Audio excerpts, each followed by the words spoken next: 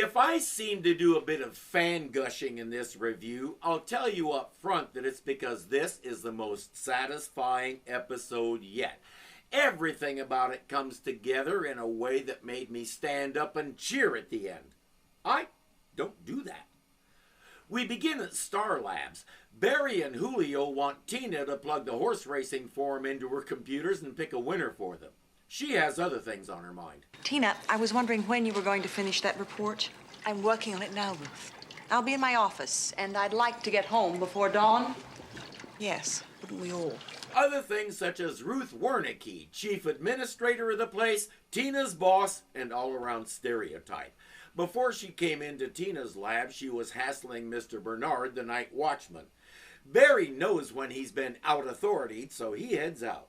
Let's check in on Mr. Bernard. Ruth caught him snoozing in his chair, but he's wide awake now.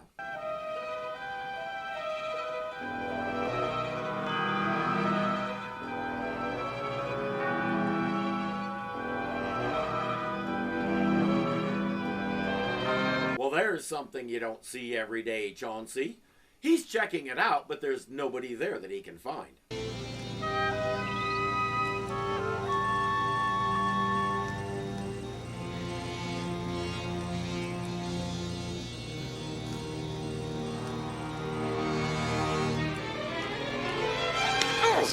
Whatever Project Pandora is, he just got a huge dose of it.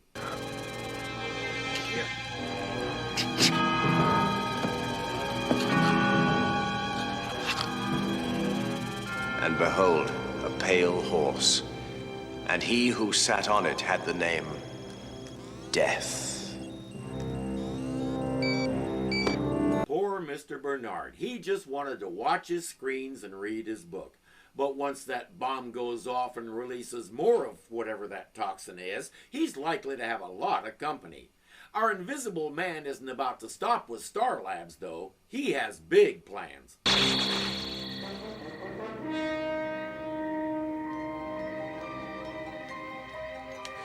And so it begins.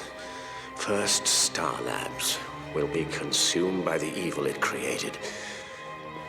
Then the men who conceived that evil will be destroyed. And finally, the city that stood by and did nothing will pay the price for its silence. And I have become Death, the destroyer of worlds. And who appointed you to do that? I'm indebted to a Denver journalist from the 1980s named John Nickel for this line, and I stole it because it's useful in so many contexts. He said, and I quote, "There's always some jerk who thinks he's better than everybody else."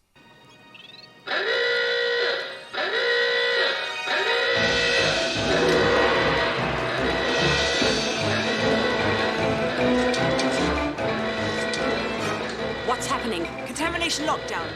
Come on! Damn it! Maybe there's another exit. It's too late. The building will seal itself off. Perfect. We've seen how much these two like each other. Tina said she'd really like to strangle the lady, and they're stuck in here together. Tina's first order of business is to head to the affected lab and see what this is all about. We'll look into that in a moment. Right now, our two favorite uniform cops, Murph and Bello, are on a break. Murph is predicting the future. Well, there's a whole other way to make money in the police department. You're talking about investments? No, I'm talking about, sideline. I'm an entrepreneur. Look, here's the latest thing. I saw the Flash. I saw the Flash. They cost $6 to make. We sell them for $20, man. We could clean up with these. Look at this. Wait a minute. I thought you didn't believe in the Flash. I don't believe in UFOs either, man, but there's a lot of folks who do, okay? Those are the people we're gonna talk about. I see a whole cottage industry here. T-shirts, underwear, Flash gum. Flash gum? As I said, Murph is predicting the future. The only thing he hasn't done yet is give it a catchy name. That'll come into its own in about 10 to 20 years. And since Murph is getting in on the ground floor, by the time everybody starts calling it merch, he should be very rich. Wait a minute, Murphy. What? Wait a minute. Just wait, all right? This guy saved my life. Oh. Now, this is beginning to sound a little like The exploitation. story of your life, Bellows, okay? Every time opportunity knocks, you're out walking the dog. It is exploitation because what's the Flash getting out of it? What's his percentage of the profit? Has Murph even asked permission? That's a silly question because he doesn't think the Flash exists. You can't exploit something that doesn't exist, even though that's exactly what he's doing. That's weird. Did you see that? That's very weird. Car 20 stop left. Say it again, dispatch. Repeat, we have a code 10 alarm at the Star Labs. Star Labs, on our way. Roll, brother. I thought you had this fixed. I did. See? We'll see stuff like that happen a few more times. One of my very few gripes with the episode is electrical stuff gets weird when our villain walks past it with his invisibility thing turned on. And nobody but us is going to bother to figure that out. What kind of work were they doing here? I don't know. You're the chief administrator. It's your job to know. This is a complex facility, McGee. I can't keep tabs on every project. Then you're not the person for that job because you're over your head. Also, your face says you're lying. This is Star Labs security. The lab is currently under the emergency lockdown. No access should be attempted at this time. Please stand away from the door. Please stand away from the door. Please stand away. Please stand away. All right already. He can't say it didn't warn him. There are times when following instructions is a good thing to do. What are you doing? I'm accessing the videotape from the surveillance camera in that lab. You don't have security clearance to do that. There's a dead man in there. Whatever killed him could kill us too. There are things more important than bean counting right now, Ruth, such as figuring out how to stay alive, yes? Tina's mobile lab is nearby, and Barry will contact her through the video feed in it. Don't worry, I'll get you out of there. No, you can't. If you break the seal on the door, the lab will automatically decontaminate itself. What do you mean? The entire lab will be irradiated, sterilized. The process will destroy any living tissue. She says the first thing we need to do is find out what happened. Let's check that security video. Wait a minute. I can't authorize some outsider to view one of our security tapes. Barry is a policeman. McGee, I'm warning you. No, I'm warning you. Now stay out of my way. Ruth still doesn't get it. I know one way Tina could make her understand. Sit down with a book and tell her, fine, you're in charge, you figure it out. Let me know when you have an antidote. This way was more gratifying, though, for her and for us. Those files are floating all by themselves. That's a security guard.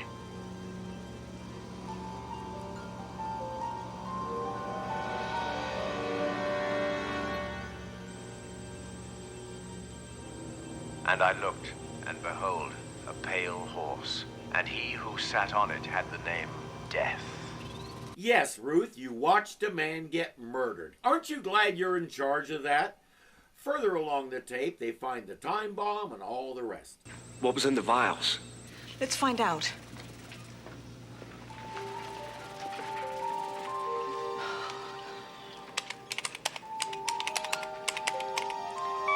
I can't bring up the file. Every time I try to access Project Pandora, it disappears on me. Must be some sort of computer virus. Hardly. It's a common security measure. But if they think a simple little bypass routine like that is going to stop her, they don't know her. Let me try one of my retriever programs. It's working. Project Pandora. Client, Government Weapons Research Center. What is this? Objective. To develop nerve toxins. Nerve toxins? Project Director, Dr. Emil Valinsky, Project Coordinator. Ruth Wernicke. Told you. Weapons research is supposed to be one of the things Star Lab stays far away from. My God! Weapons research, how could you do this? Get real, McGee. This is a business, not a science club. But we're manufacturing death here. Don't be so melodramatic. These things never get used. They get put up on a shelf somewhere. Well, it's not on the shelf anymore, is it? That was how Ruth let herself sleep at night, but her little fantasy just slapped her in the face. These things do get used, that's why they develop them, duh. But if she thinks they're going to tell us when they use them, she's even more naive than she's acting. Dr. Valensky was the project director, so Barry will try to find him and see what he can tell him. Oh, good evening, Dr. Valensky. You're amazing, Reggie. How do you do it? Oh, I could tell from the sound of your shoes and the little cough that you've got. And the smell of your aftershave. You're better than Sherlock Holmes. Who's there? Nobody here but us, Reggie. I'm telling you, Doc, there's somebody else out there. I can feel him. I think your sixth sense just blew a fuse. Look out, Doc. He's right behind you.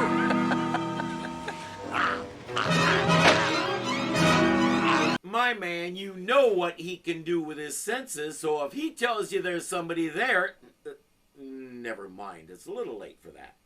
What happened? He had some kind of a seizure. No, he didn't. He was murdered. You're crazy. There wasn't nobody near him. I tell you, there's another guy here. I can even describe him. Go ahead. Maybe 6 feet tall and kind of wheezes when he breathes and sweats like he was scared. Call the police. Thanks. Anytime, Barry. Yeah, Reg. Take care now. Personally, I'm still trying to figure out why nobody has recognized his voice, except Reggie. Tina found some more information. There were 3 vials, 2 of toxin and 1 of antidote. The remaining vial of toxin is enough to kill everyone in the city. And by the way, she and Ruth have less than 4 hours left before the toxin does its number on them. And the situation is about to get a lot worse because... Edwards, I want the phone line fixed ASAP. Yes, sir. Allen, this is Quinn. He's a government agent. Barry Allen from our crime lab. There are 2 women trapped in the lab. They've been exposed to... I'm already aware of your situation, Alan. We've been monitoring your phone conversations with Dr. McGee. Because a federal agent is taking over. This guy really thinks his fecal matter produces no unpleasant aromas. You've been eavesdropping. You obviously know it's very important that we find those vials. I've got 100 federal agents combing the city right now. They don't have a chance in hell, sir. The thief has some kind of a device. It makes him invisible. It's an optical illusion at best. A trick. Or a glitch in the security cameras. No, sir, I don't think so. If such a device did exist, don't you think we'd know about it? If an individual built it in his basement and was only interested in personal use, why would you know about it? Infraction number 1, illegal wiretap on Barry's conversation. Infraction number 2, ignoring evidence. Relax. We'll have the vials back within 24 hours. 24 hours? They'll both be dead by then. You know that. I've got a medical team standing by. If necessary, we'll blow that door off its hinges and get them out. No, you'll trigger the sterilization system and kill them both. We're trying to override that right now, okay? Barry, I know McGee is a friend of yours, but you can't do anything right now. Maybe you better head home and let Quinn handle it. I'm not going anywhere. Infraction number 3, if he can recover his precious secret weapon, he'll consider Ruth and Tina acceptable losses. That's a real government expression, and it means under the right circumstances, you're expendable. Doesn't that make you feel secure? Especially when someone like Quinn is in charge of it. Barry would love to deck this guy right now, but trust me, that wouldn't be half as... I'll shut up now. This incident is now under federal jurisdiction. Take a walk. It's out of our hands, Barry. The mayor got a call from Washington, like it or not, and I sure as hell don't like it. It's Quinn's show, for now. Like the man said, you're out of it. We often hear on the news about the feds cooperating with local authorities, but Quinn never got that memo. He's the kind who thinks he's the first string and they're the scrubs on the bench. They live here. Barry's best friend works in there and could probably tell him a lot about the situation, but Quinn is a Fed. He's just one step below the Almighty, don't you know? He doesn't need the local yokels telling him what's what. Even though every strategy he's described so far is wrong. He's in charge, and that's what matters. George Dickerson reminds me a lot of myself in that he apparently couldn't decide what he wanted to be when he grew up either. His degree was in poetry and creative writing, and he worked as a poet, magazine writer, and speech writer for a congressman for many years. He also worked with the United Nations in Beirut, assisting Palestinian refugees. When he got back from Lebanon, he went into acting, which is where we find him today. He kept acting through 1999 when, as best I can find, he retired. He died in 2015 of undisclosed causes. It's plain to see here that he was a very good actor because I want to get in his face right now. So does Barry, but he has other priorities before it's time to have fun. Tina collected the syringe from the dead guard's neck and has her equipment analyzing the toxin right now, but she and Ruth aren't feeling so good. And like the rest of us, she really doesn't want to have to deal with Quinn. Mr. Allen is no longer involved in this operation. I'm in charge. I want to talk to Barry Allen. I'm afraid that's impossible. I suggest you turn over any data you have immediately. What happened? Barry, thank God. Julio found a way to jam Quinn's signal. That's what happened. Tina managed to dig up the name of Valensky's assistant. Dr. Taylor Cartwright, 1624 Sherwood Park. That'll be the killer's next victim. I'm on my way. You've got to reconstruct the antitoxin. Reconstructing the antitoxin without my notes, without a sample of the toxin itself, could take days. We don't have days, Dr. Cartwright. We have hours. How are they doing? Not too good. Tina, I found Dr. Cartwright, okay? Now, he's going to try to reconstruct the antitoxin. Barry's been telling me you've been analyzing the toxin there. Your information could help. Yes, of course. But Barry, first I need to talk to you alone. She needs to tell him a few things, but she won't get the chance. If anything should happen, I just want you to take care of yourself. Nothing is going to happen to you, all right? Now, I'm going to find those vials in time. I promise. All right, Alan, where is it? Oh, that's what they've been jamming us with. Shut it down. No, wait, Quinn. Hey, wait a minute, man. Barry, what's going on? Dr. Cartwright, if you'll come with us. He's trying to reconstruct the antitoxin. He can do it under our jurisdiction. There isn't time. There are 2 women in that lab, and without the antitoxin, they are going to die. Edwards, cuff this man. He drags Barry and the doctor out, but his little interrogation of the doctor doesn't go well. The professor would rather be working on an antitoxin to save lives. But if he was free to do that, it might mean Quinn isn't in charge. Can't have that. Even if Cartwright finishes the antidote, we still haven't been able to bypass the lab sterilization circuits. Keep on it. Things get tight. We'll have to force those doors anyway. But if we don't neutralize the failsafe, those women will be killed. And if we do nothing at all? They'll be just as dead. But at least I'll still be in charge. I think Agent Edwards is starting to wonder about her boss. He'll have his men put the doctor in one of their cars so they can take him to that ever-popular undisclosed location. Quinn! Listen, you know those vials? You don't have to look for them, all right? He's going to bring them to you. What? He killed Belinsky. He's going to try to kill Cartwright. If he does, I'll catch him. Damn it, he's invisible. Better yet, if I can nail a killer and his invisibility machine, I'll be a big man in Washington. I hope Agent Edwards heard that. Tina, Ruth, they don't matter. He just wants it all to look good on his record when it's time for promotions. We know what's going to happen to Dr. Cartwright, so let's do this.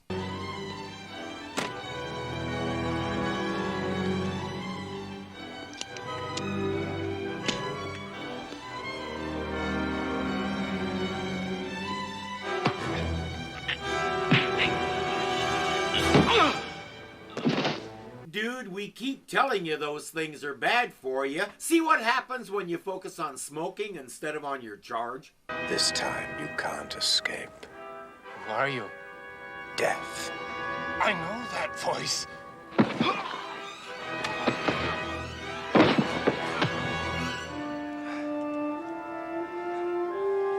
I think he can hear that something is wrong over there, and he doesn't have time to stand here and do nothing.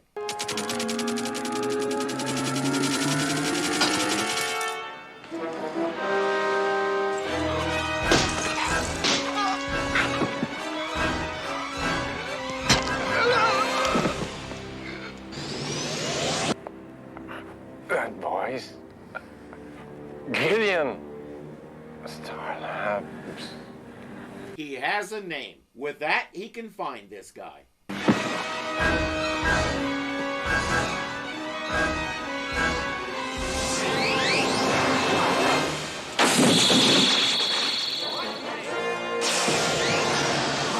God, he exists. Don't shoot, I want him alive!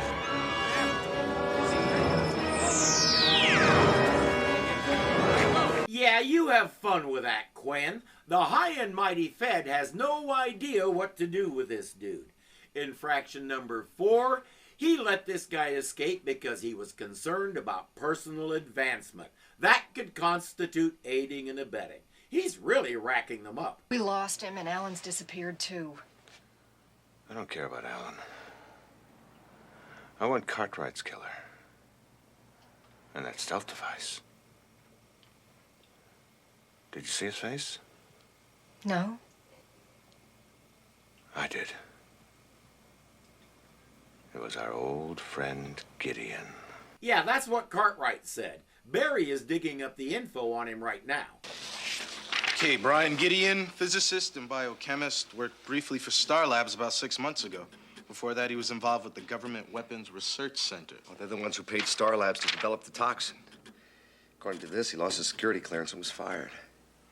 I think I better have a talk with this guy. You might want to take some reinforcements with you. The problem is, Quinn knows where he lives, too. He's armed his agents with rubber bullets so he can take Gideon alive. Who cares about the city and the toxin? He wants the invisibility thing so he can be a big man in Washington. If he can do that, they'll put him in charge of even more things. He lives for that stuff.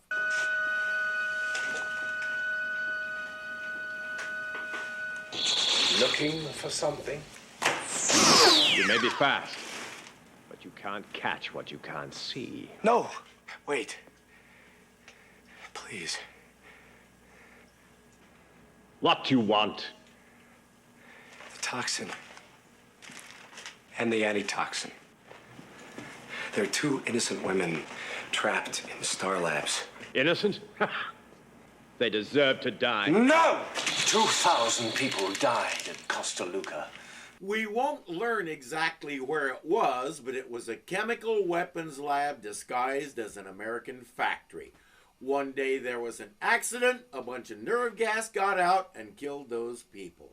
Quinn was in charge of the project and Gideon was one of the scientists. After that, he went to Star Labs to do good stuff, but he discovered that Ruth had quietly made a deal with Quinn. Even though nobody else at the whole Star Labs complex knew about it, he's judged them all guilty. We are all responsible! Stay back!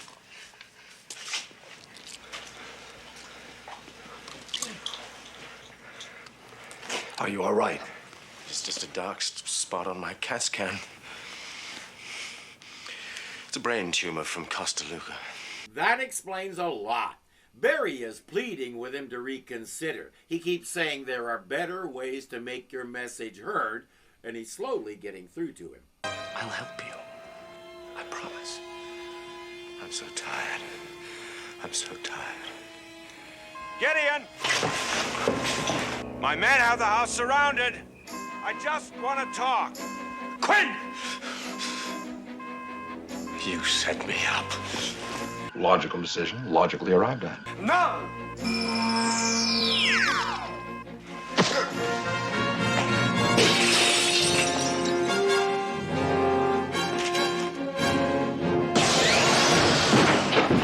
At least he was getting through until Agent I'm in Charge screwed it up again.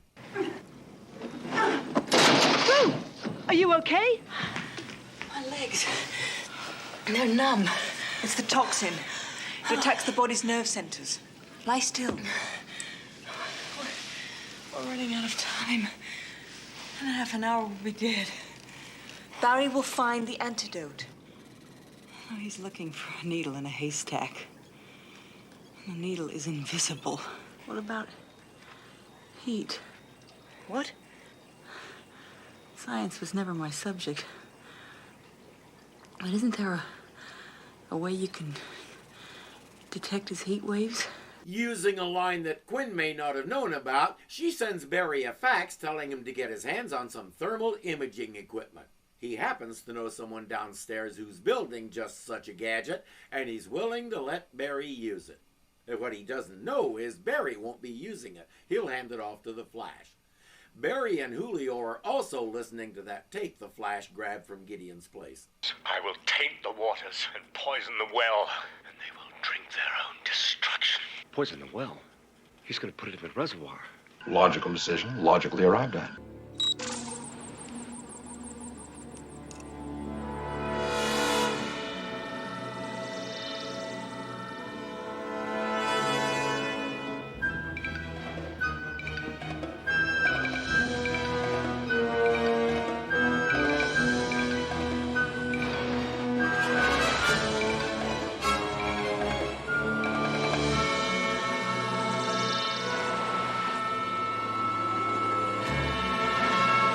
Over the last couple of episodes, I've had a chance to talk about how impulsive Barry is, how he's still figuring out how to do this superhero stuff without getting his clock cleaned every so often.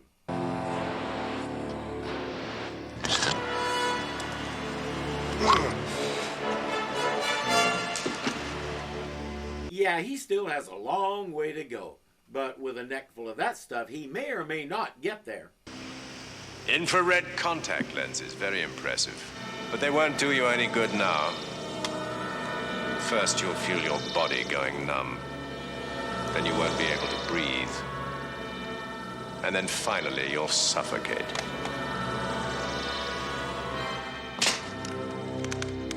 Barry had better hope his friend doesn't try to make him pay for that thing.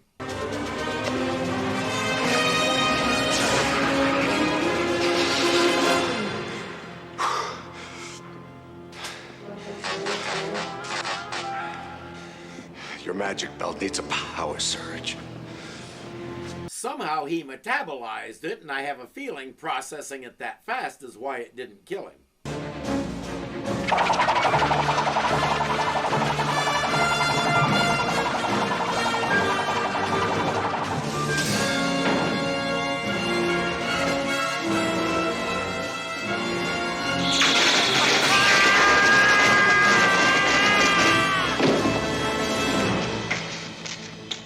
He made himself a sort of makeshift Tesla coil to crank up the juice enough to cook Gideon's invisibility belt.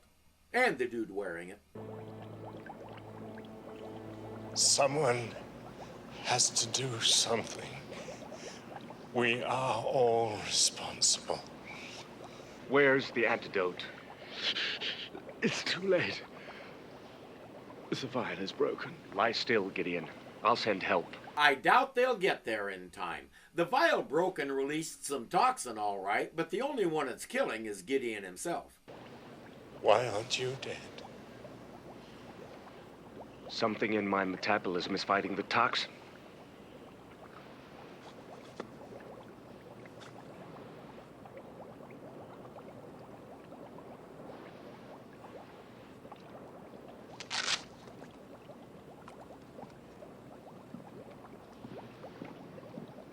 Okay, maybe I was mistaken about why he survived. It's a good thing, too. We'll see why as soon as Quinn makes one more massive, stupid decision. We're tapped into Starlab's security system, but we haven't been able to neutralize all the emergency countermeasures. Where does that leave us?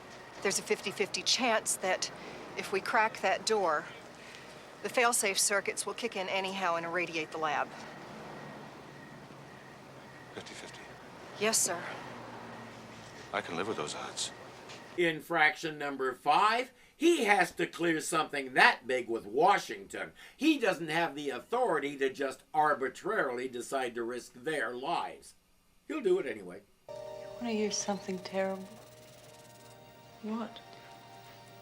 I've been lying here thinking what I'll miss most when I'm dead. My family, my boyfriend, my dogs.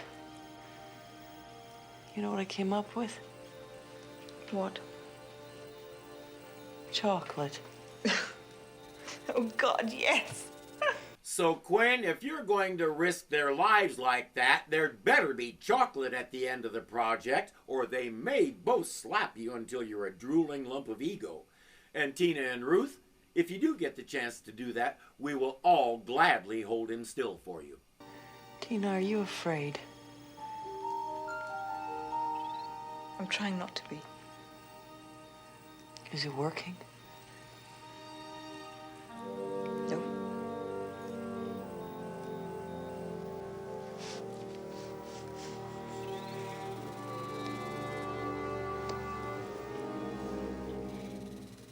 I've talked about this before. I'm not afraid of dying. That's a settled issue with me, and I kind of look forward to finding out what Jesus really looked like. I am terrified of leaving my family without me. They are the reason I try to take care of myself and think carefully about the things I do that involve risks, such as diving. It's not just about me. Way back in my teens and early 20s, it was just about me, and I took risks to the point of being a ruddy fool. The moment my wife and I said, "I do," that changed forever. I know I'll leave this earth someday, but I'm not going to allow it until I know they're taken care of. I just won't allow it. And as much as Barry depends on Tina, he's not going to allow this to happen either, despite Quinn. Security breach. Commence radiation sequence in 10 seconds. 9, 8, No. 7. The failsafe is starting to sequence. I'm wondering when it's going to be enough for her and she's going to start calling in all these breaches of the rules. He just condemned both of those women, and all he cares about is that invisibility thingy.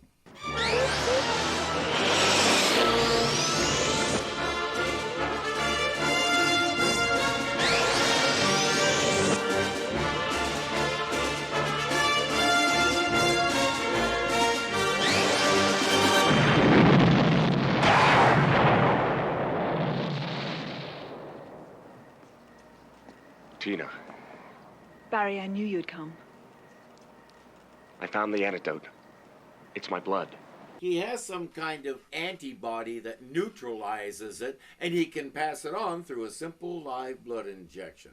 I guess it's a good thing he only has 2 people to treat, or he could end up running on empty himself. Now here's the best part. Quinn didn't see him get them out. Let's go check out the damage. And you better call the coroner. Quinn! How did they get out? All right, then go in. Look where Jerry's at. Yeah. These 2 are now in government custody. Have them transferred to the Weapons Research Center at... I don't think so. Alan, stay out of this. I have news for you. If he wanted to, he could hang you up by your coat on a streetlight before you knew what happened. And he's about this close to doing so. Watch your mouth. Pack up your cloak and dagger and go home, Quinn. You can't tell me what to do. Well, I can. I just left the mayor's house, where I reported your activities here tonight in full detail. When I left, she was on the phone to Washington. Notice the smug smile? He couldn't care less what these little people have to say. But he might care what Agent Edwards has to say. Mr. Quinn, I've just spoken to Washington. I have orders to confiscate your credentials and your weapon. What? You're on suspension and to be detained pending full investigation of your conduct. This won't stick. I've done nothing to exceed my authority. Nothing. Mr. Quinn, let's have a jury decide. Because tomorrow I'm going to call a press conference and blow the whistle on you and your entire operation. Now go crawl back under your rock. A big part of her job is dealing with the press and making Star Labs look good, or someone else look bad. I get the feeling she's very good at her job. I also get the feeling there will be no more weapons research at Star Labs, and the relationship between her and Tina will be very different from now on. It's amazing what staring death in the face together can do for learning to understand each other. And now for the cherry on top. Mr. Quinn! Stay out of my face, Alan. Barry's twice Quinn's size and in the best shape of his life. If I'm in his shoes, I look Quinn in the eye and say, "Make me." I just thought you might want this. What is it? Well, some guy in a red suit left it for you. Said it was that stealth device you were looking for.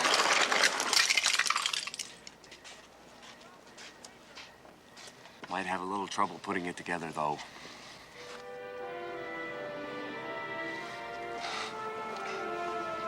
But that is so much more gratifying. It was the point where I jumped up and cheered and could not stop laughing. As I said, this episode is about as close to perfect as one is likely to get. The guest stars were amazing, and one of the most convincing performances was the change in Ruth. She came to realize that, yes, she's the top dog, but we're all in this together, and there are things Tina is better at if you don't get in her way. Gideon himself, played by veteran character actor Christopher Neame, was one messed up individual, but he became a touch sympathetic when we learned that it's possible a brain tumor is what's making him this way. Cancer of the brain can cause major personality changes and probably drove at least some of his insanity. That led us to feel just a touch of remorse for despising him, and we found ourselves hoping the Flash could save him and get him treatment. And when his own plot killed him, we took a second to think about what might have been. Gideon wasn't the villain here. Quinn was. His character was an indictment of government agencies and their paranoid secrecy, as well as the games they like to play with people's lives. Remember the two Agent Johnsons from Die Hard? They had calculated roughly 20% of the people in the building would die. They said they could live with that. And such things have been said.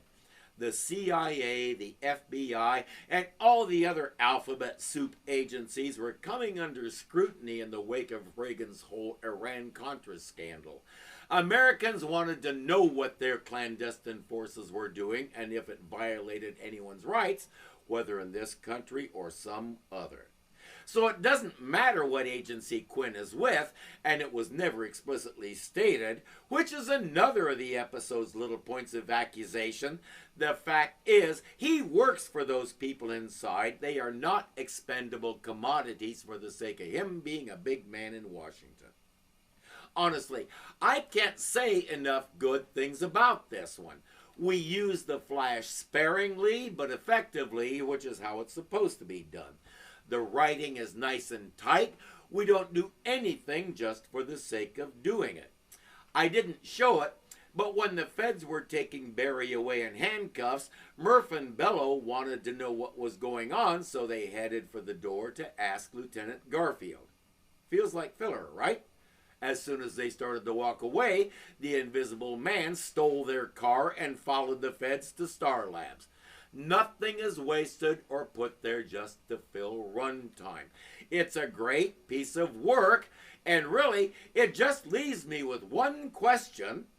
Why aren't they all like this? Hey friends, I hope you're enjoying my look at The Flash. If you like it, remember to subscribe if you haven't already. If you really like it, consider becoming a patron. $2 a month gets you extra content like Hogan's Heroes and It's About Time. $5 a month gets you that and more, so take a look. The link is down there in the description. I also do lots of other stuff, so take a moment to look it over. And as always, thank you for watching, and I'll see you next time. And a few more. Tina could make him back. Good grief. Slow down. Ruth managed to dig up. Okay. Would rather.